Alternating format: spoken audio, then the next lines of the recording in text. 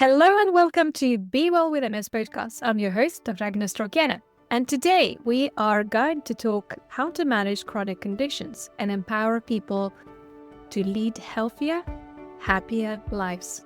Joining me is truly inspiring guest is Dr. Fallows, a GP doctor and lifestyle medicine expert with passion for making healthy living more equitable and accessible.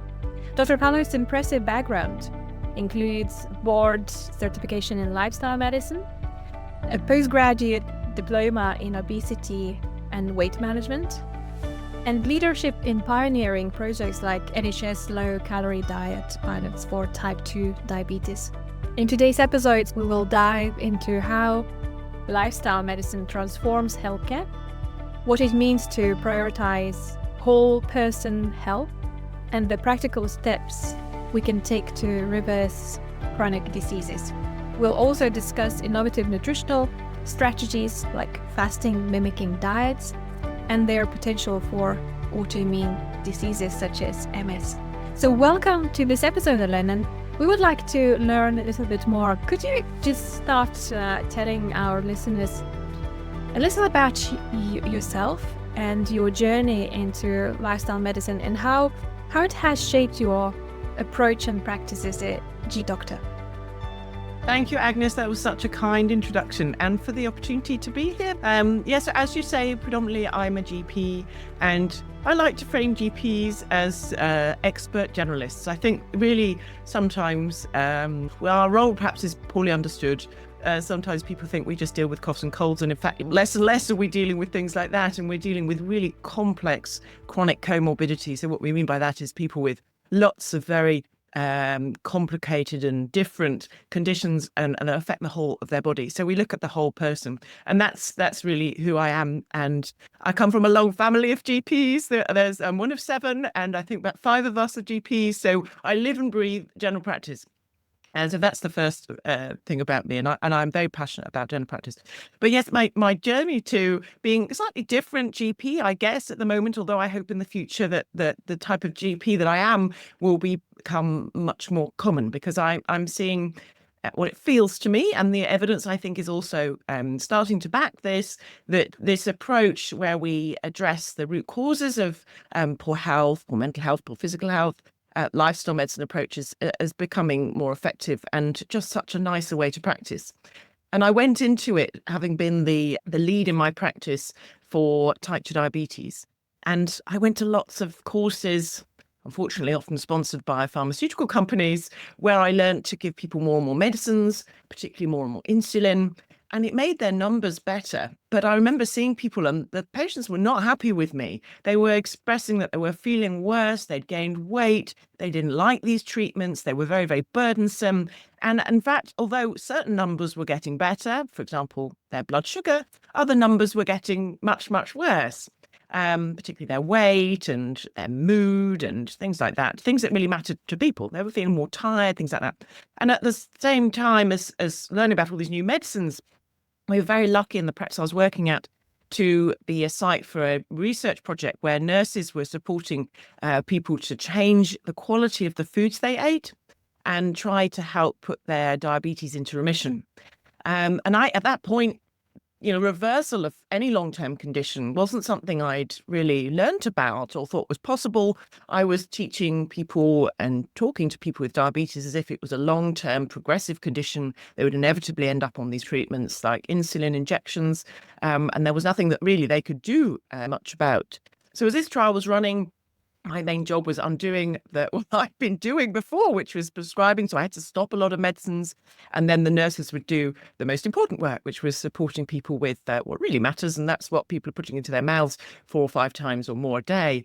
And I saw some unbelievable changes, things that I'd never managed myself with all the pills and potions that I had in my toolboxes. So people were losing weight, their moods were improving, their joint pains were getting better, their diabetes was going into remission, which means normal blood sugars off any medicines at all. It was only a pilot trial. It's subsequently gone on to a larger scale trial now. But then around that time, there were many other research projects that were looking into that. For example, the direct trial where people were provided with total diet replacement that was low calorie to result in the same sort of thing. So at that time, I think it's rather intoxicating to make people actually feel better rather than just your numbers look nicer. And so that led me into looking at a lot of research in this area and trying to see if I could support people using this approach, which it turns out is called lifestyle medicine.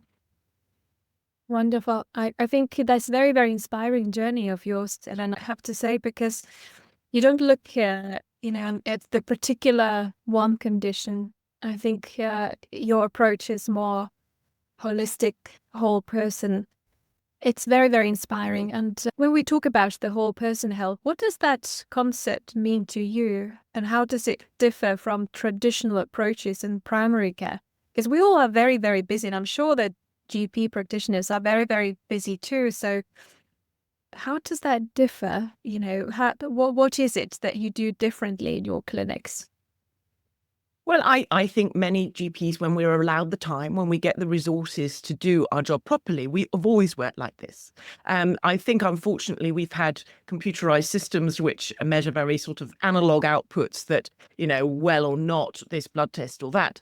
Then we get forced to practice like this. But I think ultimately what we're trying to do is bring this back and say this is also important. This looking at the whole person, asking what matters most to them, starting with that rather than perhaps being driven only by guidelines, or worse still, the pop-up that comes on my computer, which is driven by our earnings that prioritize, financial incentives, or that prioritize economic incentives that have been driven by the government. It's amazing if you actually look at what drives how we prioritize what we do for people in our consultations.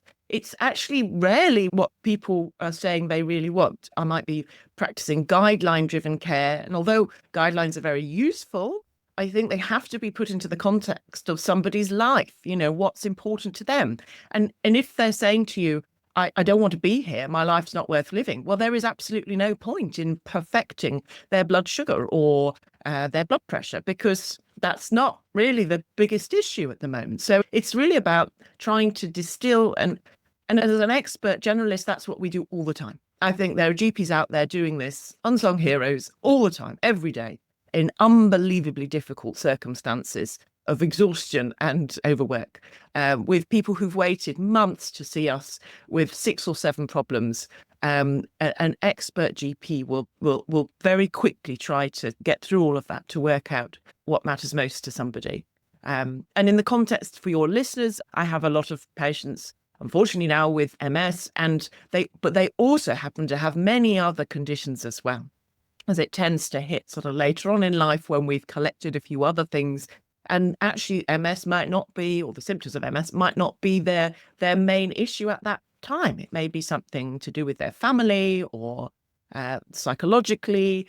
So it may not necessarily be a neurological symptom, for example. So it's about looking at the whole picture, the whole person. I think we always tend to blame underlying chronic conditions for one or another symptom.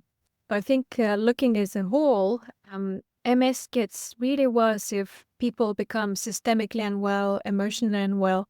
I like this metaphor of the orchestra. If the instruments are playing in harmony, so you can create this symphony, of the tunes, of the music. And if there is a one single instrument out of tune, so you're going to get a discrepancy of that sound and the music that we're trying to achieve. So I think it's amazing what you do in terms of the looking and measuring and prioritizing what matters most to that person, and getting into the history and understanding which of the underlying pathology is the driver of that symptom or a syndrome that in some cases. Could you share your thoughts on how healthcare providers can do better to identify and address these priorities?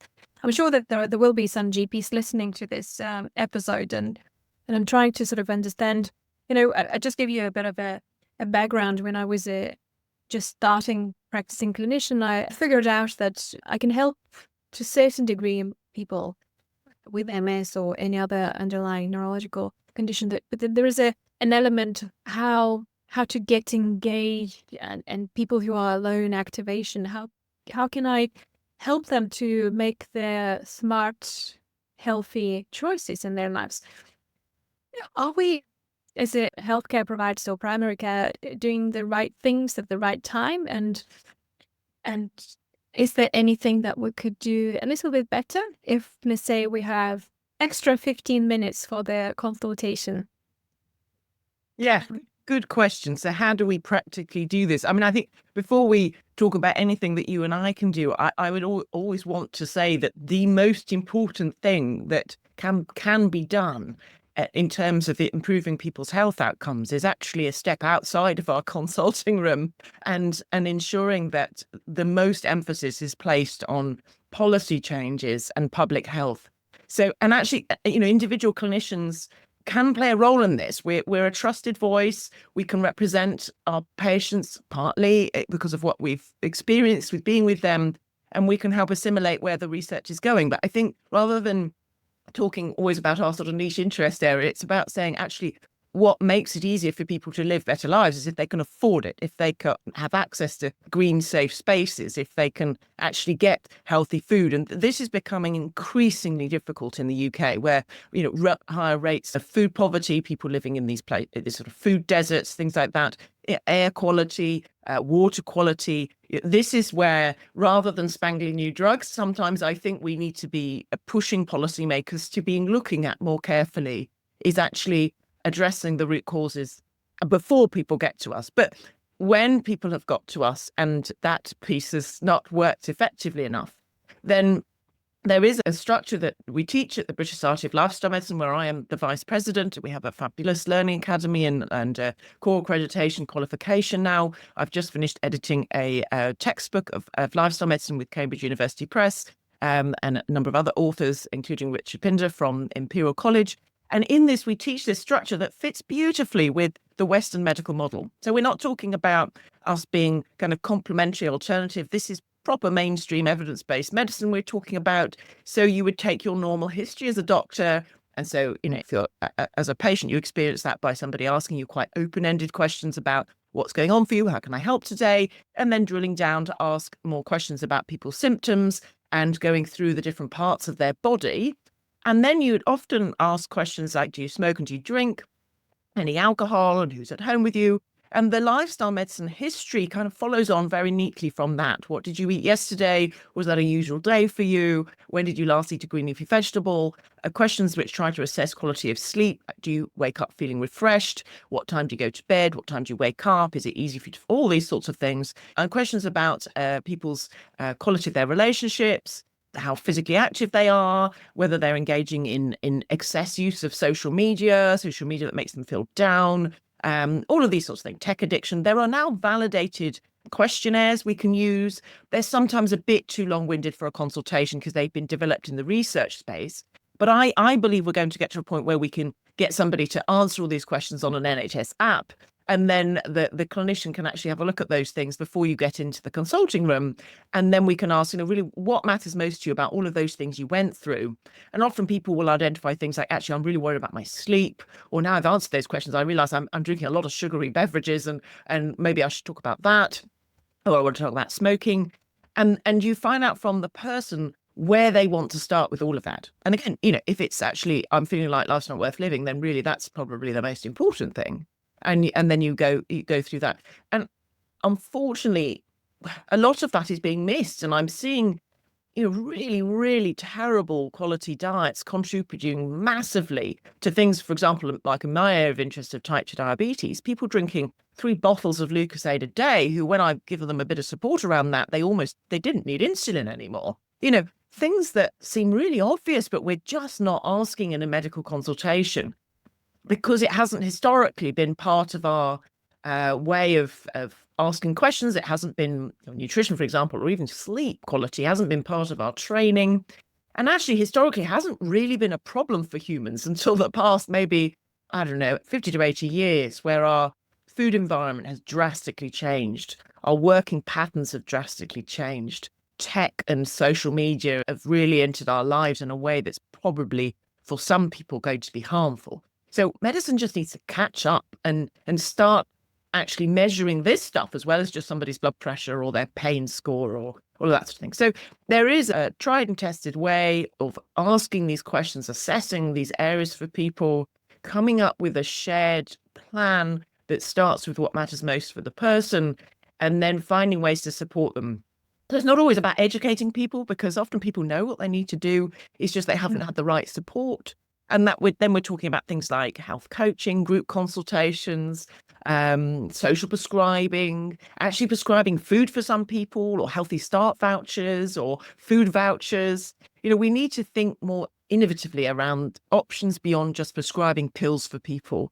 And that's starting now. We're seeing, the social prescribing movement in America. They've really got to grips with food on prescription, which I think is increasingly going to be needed, because there's no point in telling somebody you need to eat more whole foods if they literally cannot access those foods where they are.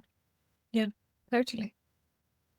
I think in such a beautiful way you presented all the issues and challenges at the moment, living crisis, and how we provide the care that we need to catch up in medicine, because the whole world moves so rapidly, and we just sort of trying to sort of implement some changes, but are we successful to a certain degree? And I think we will come to that point, but I think hence why we're talking today, to highlight the issues, and then gradually, via British Society of Lifestyle Medicine and other organizations that mainly focus on the lifestyle medicine, could help us to change the culture, change the mentality, how we provide, how do we approach, and let's move into maybe a bit of a management of the chronic diseases and lifestyle medicine, what in concrete terms people could do to help themselves. And maybe, Len, you have any sort of an examples that you helped and transformed the management of the chronic diseases by implementing the lifestyle? Maybe majority of your patients are type 2 diabetes, some of them are MS. Have you got any sort of example to share to the audience, to inspire people that this is real, this is happening, and people are really changing if they are changing their approach to living? Any sort of a social prescribing activities from your practice, Len, that you could share examples that people being in sedentary, obese status, they moved into walking, eating healthy? Any examples? Yeah, so nothing's overnight, but then none of the medicines that I prescribe have ever caused people to suddenly come back and go, wow, that's it, I'm fixed. They're really, well, I can think of a handful perhaps that do that. I think prednisolone can have such an amazing effect for some people, but then we know how many terrible effects that long term that they have. But I can't think of many medicines. So I think, we've got to be clear that lifestyle medicine approaches, so supporting people with lifestyle, is often not an overnight fix. It's a gradual thing, which again is why GPs can do this so beautifully, because that's what we do. We see people throughout their life. And sometimes it's enough just to plant that idea that, yes, have the medicine now, but did you know I've had people with similar issues to you who've made incredible changes, and now I have a lot of experience with supporting people, and feel that I can say that. It's not just from research studies, but it's actually from experiencing people making these changes themselves. And it's incredible how resilient and able people actually are to make changes. I've seen it across the breadth of both people facing very difficult circumstances and deprivation to people who are very wealthy. I try not to have preconceptions about who might be able to make changes, and I try and mention it and offer it to everybody. But for some people, it's just planting that idea that if this medicine doesn't work for you, then if you wanted to come back and talk about other options that don't include medicine, then do come back. Or if that's something you're interested in, we could talk about a few things today. I could send you something to read about, and then you could come back and we could take it further. Or, because I work in a very progressive, brilliant surgery, we have a health coach, we have a social prescribing link worker who can help people with things like green gyms and other things that are going on in the community that come and go, and I can't always keep up with, but they're very good at engaging people with and supporting them to join in. And in terms of thinking of particular cases and areas, and I mentioned the couple of cases I've had now of people who were drinking gallons of sugary drinks. And I think the issue with type 2 diabetes is because your blood becomes very syrupy, you start to feel very, very thirsty. And because the sugar in your blood kind of draws out more liquid from you, so you pee more, you feel very, very thirsty. And unfortunately, people then can quench their thirst with sugary fluids, which then causes a vicious cycle. So it's been unbelievable how quickly actually just removing those free sugars from somebody's diet has meant that they literally reverse their diabetes within months. There's a couple of standout cases in my mind that I think about where I just couldn't believe that could happen so quickly. And I think for those people, they were experiencing acute glucose toxicity. I think there is a separate condition there that is literally you've poisoned yourself with too much free sugars, which, is interesting. But the area that I get so much hope from actually is for people with mental health issues, because, I've long sensed that antidepressants didn't really work. Now the evidence suggests that is probably the case, that they do have a role, but it's probably really only for people with moderate to severe depression. And even then, there are quite significant side effects that we didn't underestimated. They're harder to get off than we thought. They're definitely overused. So I think there's a large consensus now. It's not just me thinking that, but that's confirmed my experiences on the ground. And so I've always felt quite a loss of how to support people with depression, because that's a large part of what we see as GPs. And also there's massively long waiting lists for talking therapies, and they tend to be quite short-lived. And again, I don't tend to see incredible results from people coming back going, well, that 6 sessions of talking to somebody has really fixed everything. But actually talking to people about nutritional interventions for depression has been really exciting, because the data has shown that literally within 2 weeks of improving the quality of your diet, it's actually shown to change structures in your brain, such as the hippocampus and amygdala, and that people can notice real differences very, very quickly, which, I was reading the research and thought, this can't. But then encouraging people to come back and see me and let me know how things had changed.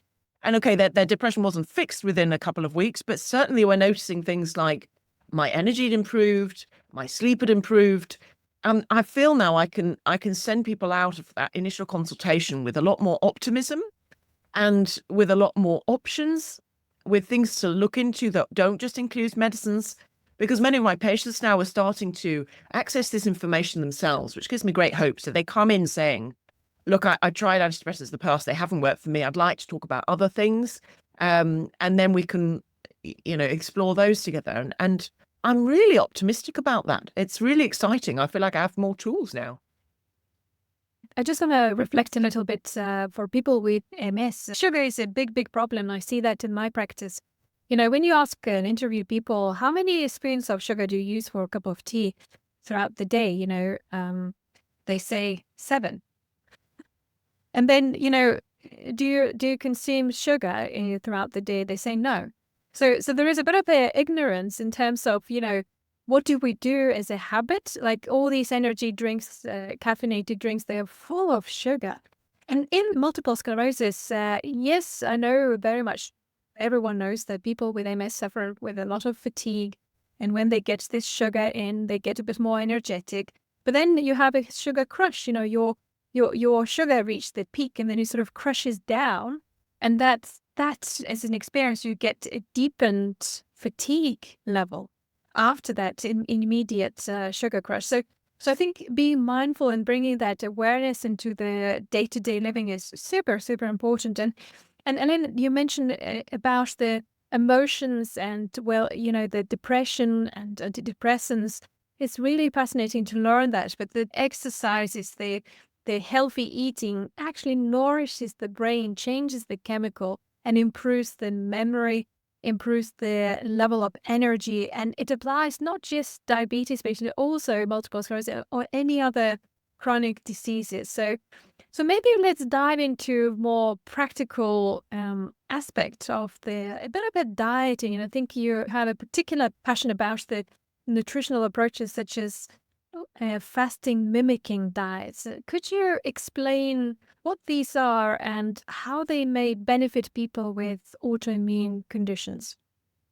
Yes, thank you, Agne. It's a very, very exciting area. I think possibly still in its relatively early days, but there's enough robust science to know that there's something going on here that's very exciting. And I think just to take us back a small step to what you were talking about in terms of fatigue, I'm very interested by fatigue, because actually if you listen to patients, this is something they come to us with the most: fatigue, pain, and mood issues are probably the top concerns if you actually ask people what matters most to you. And yet that's probably those two things, fatigue and pain, are the most poorly researched, I would suggest. And we have the least options to help people. And because the other group that I see a lot of are women in the perimenopause and menopause, and also it tends to often be more women, but long COVID. And I think there are lots of crossovers here with an autoimmune type picture and what's maybe going on with MS. So I'm not an expert in MS. I support people with MS as a GP, but I'm very interested in the science that I'm starting to read around the role of mitochondrial health, immune health, and that link with fatigue. And also it has many parallels with what I'm hearing from my patients with obesity. So people with obesity, again, the number one thing they talk to me about is I'm tired. I'm tired, yet we know they have excess energy stores on them. Or in their bodies. So there's a state of excess energy stores, but an inability to access that. Now that again, intuitively must be something to do with those power cells in our body, these mitochondria, that are these little organelles, so tiny things within our cells that manage the way we burn the energy. We use our glucose and fat to create energy that can be used for movement and brain function and immune function. So our immune system is the most energy consuming part of our body. And if we're not able to make enough energy for that, you can imagine that it would go astray. As we see in autoimmune conditions like MS, like what we're thinking long COVID maybe in part, an autoimmune type condition. And as we see a lot of during the perimenopause, as we lose that immune regulating function of our sex steroids, so estrogen, progesterone, and testosterone. So mitochondrial health is appearing more and more in the sort of scientific research, isn't it, around what might be going on here for people with autoimmune conditions or conditions which cause fatigue or conditions where metabolism is not working as effectively. And that speaks to this concept of fasting mimicking diets, because the main thing they seem to do is improve the health of our battery packs, of our mitochondria in our cells. So fasting mimicking diets are exactly what it says on the tin. It's eating in a way that mimics fasting. So it means that you get the health benefits that you see with eating nothing, but you get to eat a little bit. You get to eat something. And the reason this is so exciting is because there are risks with fasting. And we're talking about intermittent fasting, so not starving, so not stopping to eat for long periods of time. And I think a lot of your listeners have probably heard about intermittent fasting. So whether that's having 2 days a week where you eat less or little, or just restricting the time over which you eat, or skipping a few meals and not snacking. I think for many of the people I see, particularly people with metabolic disease, so that means with obesity or with type 2 diabetes, actually they're eating all the time.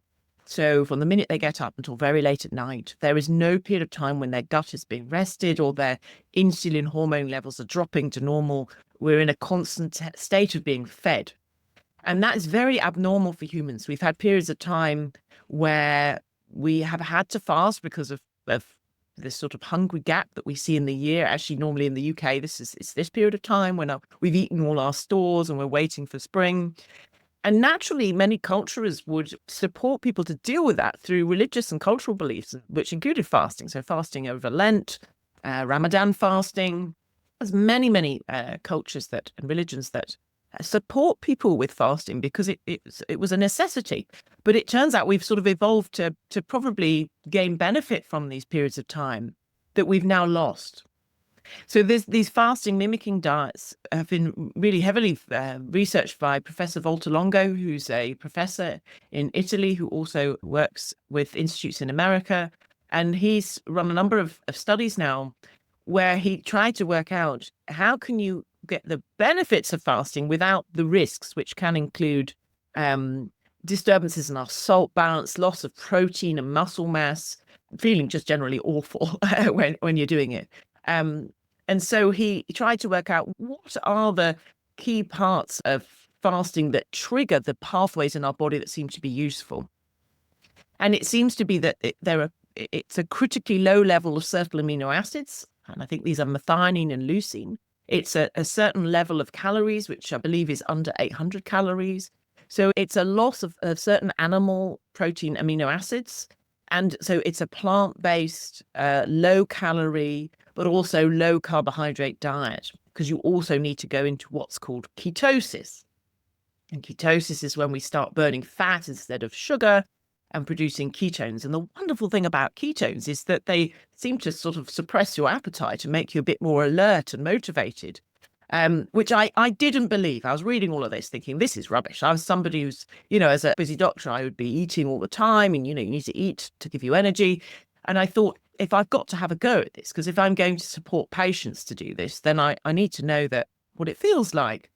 And I was a real skeptic. I'm somebody who just can't function without breakfast, but trained myself gradually to miss breakfast and just have lunch and dinner, and then experience a day fasting, which was uncomfortable initially. But when I passed through that into what's known as the ketone producing phase, unbelievable effects on my mental clarity, ability to get work done, motivation, energy, which you'd think would be the opposite. If you're sort of starving, you'd have less energy, but unbelievable, which is exactly what the science says it should do. And it kind of makes sense intuitively again, because if you were in a period of time where you couldn't get food, rather than sort of hiding away in the back of your cave, you needed to get out there and seek food and be more motivated. Whereas if you're in the fed state, you need to be you can kind of chill out and relax and feel soporific and maybe even a bit depressed and low after a while if you're constantly in the fed state. My experience was aligning with what all the research seems to be saying. And this dietary package now, this fasting mimicking diet is available commercially. There's a company called Prolon and L-Nutra who create this. It's now been tested in many what we call gold standard scientific ways. So these are the randomized controlled trials where you have a group who use them and a group who don't, or something similar. And then you try and tease out what exactly the effects are. And they seem to be absolutely profound. So there are studies done now in rodents and animal models and in numerous groups of patients with different issues.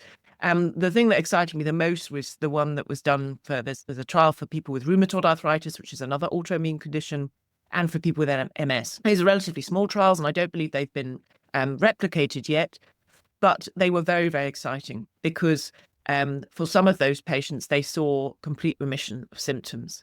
And this is just from 5 days of going on these low calorie, low specific amino acid and low carbohydrate diets, which I've tried now. I've done numerous cycles of this fasting mimicking diet package myself. And it's a bit boring, the eating these soups, shakes, they're whole food soups and shakes. They don't have the emulsifiers in and all these other nasty things that you often get in these types of diets. But by day 4 or 5, it's a bit boring, and I'm looking forward to eating whole food, but I don't feel hungry, and I feel unbelievably energetic, and my mental clarity is the best it's ever been. So it is doable, and as a doctor trying to supervise a couple of my patients now doing these, I feel confident that they're not likely to run into severe nutritional deficiencies because you get multivitamins with them and omega-3 supplements.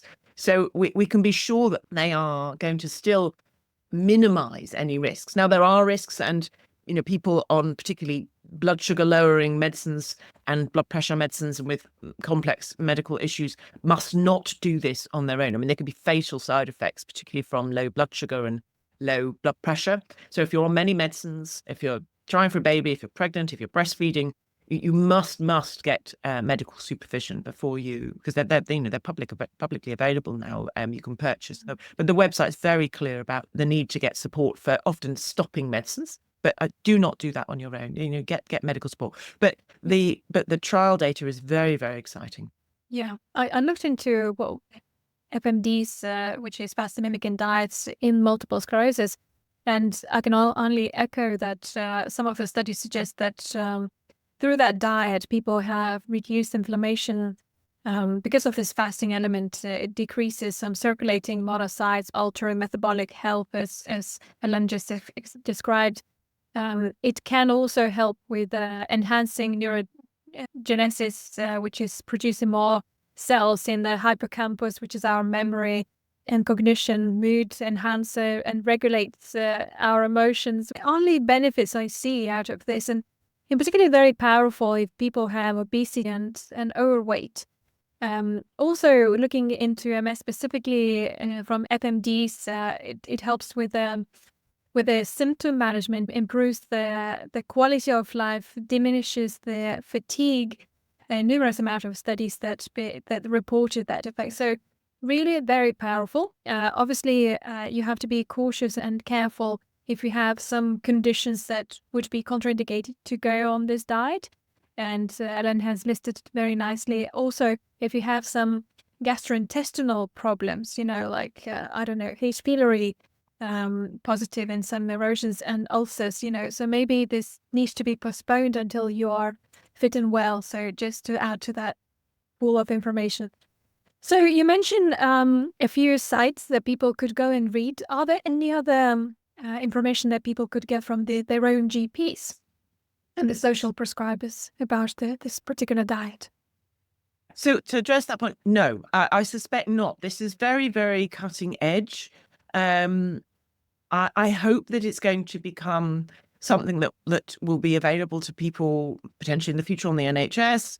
I work with another slightly similar program that's the NHS Paths to Remission program. So if you're somebody with type 2 diabetes under the age of 65, not yet on insulin, you can get support with a meal and shake diet that's under 800 calories that can help put your diabetes into remission. But that is actually quite different from this. This is actually only a 5-day intervention. If you have quite significant active disease, you might have to do those 5 days once a month. People with a high risk for disease or maybe just have well-managed type 2 diabetes or well-managed MS or MS in remission, then you do it maybe once every 3 months. People who are high risk once every 6 months. People who just want to be well once every year. And what's so unique about this diet compared to, and it's not really a diet, I would say it's a medically supervised nutritional intervention, and it's incredibly powerful. So it's 5 days only, and the rest of the time you do need to eat well, and that's a whole food, ideally plant-based diet. So it does differ from what's there at the moment, and I suspect most clinicians have not yet heard about this. But what's so exciting about what it seems to do, and this is mainly from the rodent studies, is it improves mitochondrial health. Because, and Professor Walter Longo describes this really well in his book, actually. This is a hypothesis. It needs still further testing, but what seems to, he thinks, happen is that we have nutrient sensing pathways in our body. So they sense our environment through what we eat. And these are conserved throughout all organisms. So they've been studied in little fruit flies and nematode worms and things like that. And what happens is when these pathways are switched on by low calorie, low specific amino acids and ketones, is that they signal to our body we're in a state of caloric deficiency. We're in this sort of famine situation. There needs to be less of you. You need to have less cells. There needs to be less of you. And so your immune system is triggered to go around your body and make less of you.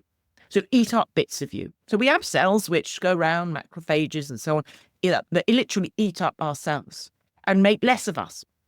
And what they do is they don't eat up the nice new cells that are healthy. They selectively eat and get rid of your dodgy and old cells. And this is given, obviously, as we always do in medicine, posh words like autophagy. It just means to eat yourself. Autophagy means to eat. Auto means of yourself. So autophagy. And it also, importantly, triggers mitophagy. So mito is of the mitochondria, phagy is to eat. So your immune system goes around and eats up your dodgy and aging mitochondria. So that's what happens about day 3 or 4 in this fasting mimicking diet. Your body gets signals you need to be a smaller person. Not smaller in terms of fat tissue necessarily, although that does happen, but smaller in terms of fewer cells that require energy. And then when you gradually refeed on ideally a healthy diet, so you start going back to a normal diet, your stem cells in your body, so these are cells which have the ability to turn into anything you might need, so an eyeball cell or a skin cell or a lung cell or a liver cell, they start to wake up and go, okay, we're back into we don't need to make less of ourselves. We can go back to having as much as we were before. So they remake new cells. And so you're literally, and this sounds like, when I heard about this, some bonkers kind of like wonder drug. And I don't like this, like, rejuvenation thing. It sounds like some cosmetic thing, but literally that's what it appears to do. Your stem cells wake up and produce new, fresh cells. So once you've gone through a round of fasting mimicking diet, you literally rejuvenate. So markers of aging drop back per cycle on average about 6 to 8 months. So for people with autoimmune disease, what we hope it's doing is getting your immune system to munch up and eat up and get rid of those dodgy immune cells which have gone awry, that have aged, whatever word you want to use, that have accidentally recognized your pancreas for type 1 diabetes, your joints for rheumatoid arthritis, or your myelin sheaths in multiple sclerosis, the kind of insulating bits around your nerves. So incredibly powerful. And this speaks to the power of what food does to our bodies. It turns on and off millions of genes all over our body. And we do this to ourselves, eating 4 or 5 times a day quite often. So this sort of feeling that a medicine can be really powerful, but food is like not doing anything is not correct. It's one of the most powerful things to do, which is why when you do this intervention over 5 days, it is incredibly powerful. So you do need some supervision, particularly if you're not otherwise fit and well, because it is profoundly changing your body over those 5 days. But in the same way, that's super exciting, because what we're seeing in the literature and what I'm experiencing with I've had 2 people with autoimmune conditions now who felt so desperate that their biologic agents hadn't worked. We tried everything. Their specialists had tried everything. They were like, I want to try this because I've run out of options. Profoundly impactful for them. Not on the first round. They had to do a couple, but each round they noticed their energy improving, their pain levels going down, sensory symptoms improving, and so on. Very exciting. Needs bigger testing, particularly in the UK population, but we'll. Yeah, and just listening to you, Elena, it is such a comprehensive explanation at the biology level, at the cell and molecular level, what happens in our body when we are consuming food that fit our body needs. And, you mentioned the mitochondria, which is our energy supply organelle, and that plays a role in multiple sclerosis pathogenesis, such as microglia activation, which is a driver element of the smoldering MS. We're talking now a diffused, chronic, progressive inflammatory process that not necessarily is visible on our conventional MRI scan. And, people come in and they report progressive MS symptoms. And that comes from the dysfunction of the mitochondria. So how to booster that mitochondria, and then explained in a beautiful way, what steps should we take? What proactive steps should we take to nourish that element within our body and booster our biology that would allow us to live longer, healthier lives? Because this in particular diet is also very powerful in longevity medicine, in the lifespan. So I think there's no brainer not to think and reflect. But just anything to add, Elaine, on this? Yeah, so exactly as you were saying, there's never going to be one quick fix. And I think although the fasting mimicking diets are incredibly powerful, the rest of the time, if we're going back to shift work, poor quality sleep, eating ultra processed or junk, sugary foods, high stress levels, inactivity, it's probably not going to be able to reverse those damages. So, we have to address and look at all of those factors, but again, not feel a terrible overwhelm, just picking one thing at a time. And sometimes, I don't know about your experience, but when I'm trying to support people, if you're so exhausted, trying to make change is incredibly hard. People's lives start falling apart, their relationships start breaking down, all the things that we need in order to make those changes, being able to earn an income, have healthy relationships that are sustained, all of that starts to break down. So, sometimes we just need to get to the place where somebody's got enough energy to be able to make a single change that can be sustained, might be needed. And that's where, a 5-day fasting mimicking intervention can just sometimes give people the clarity of mind to just get some energy in order to make that next first step, which is different for everybody. So again, sleep is such an underestimated contributor. Shift work is a massive health risk. It's a cancer health risk. It's an autoimmune risk. Use of social media in a way that can keep us awake at night, that can make us feel low, that can be addressed now. And there are quick wins for some of those things. You can get app blockers that can block you off all of your sites for a period of time. So social prescribing, you can get support to join groups where you can be walking outside.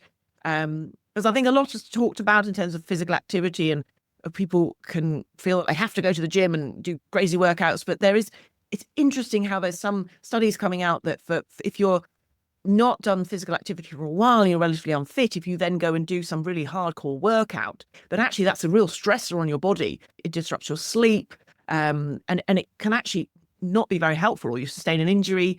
So I try and encourage people just to do anything that can be active. And most often that's just going for a walk with a friend in nature.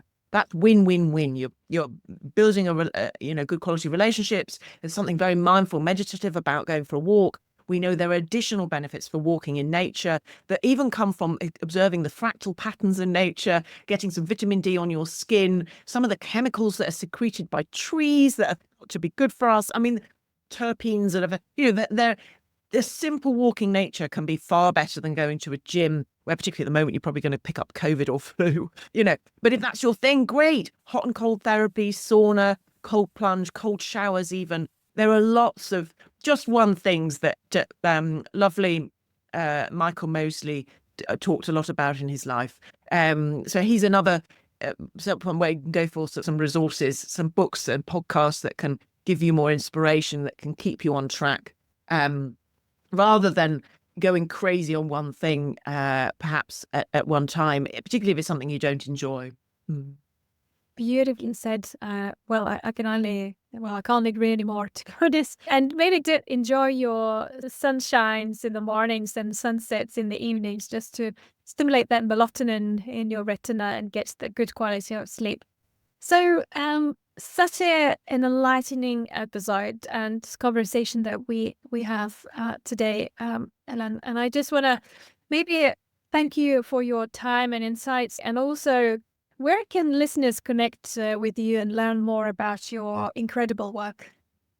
So I'm on LinkedIn and Instagram under Ellen Fallows. But most importantly, it's to look up the British Society of Lifestyle Medicine. So we're the UK's #1 charity that educates clinicians, but also we have the Voices of Lived Experience group, where we try to hear from, encourage patients to join us and people to join us. You can even come to our conference. We're an incredibly broad group of grassroots clinicians of all backgrounds. So we're talking about nurses, health visitors, health coaches, physiotherapists, all the way to hospital doctors and pharmacists, policymakers, public health, and obviously people who are living with conditions such as MS. So look us up, come to our conference. We often have a fabulous speaker who speaks about their journey putting and keeping MS into remission through a lifestyle medicine approach, this holistic approach. Wonderful. And to our audience, thank you for tuning to this episode of Be Well with MS. If you enjoyed this discussion, please subscribe, leave a review, comment, share with people who would benefit from these insights. And let's continue prioritizing whole person health and creating a future where healthy living is accessible to everyone. Until next time, stay well, stay connected, and remember, small changes lead to extraordinary transformation. Thanks for being with us today. Thank you, Ellen, for joining me today. It's been a pleasure. Thank you, Agne. Thank you.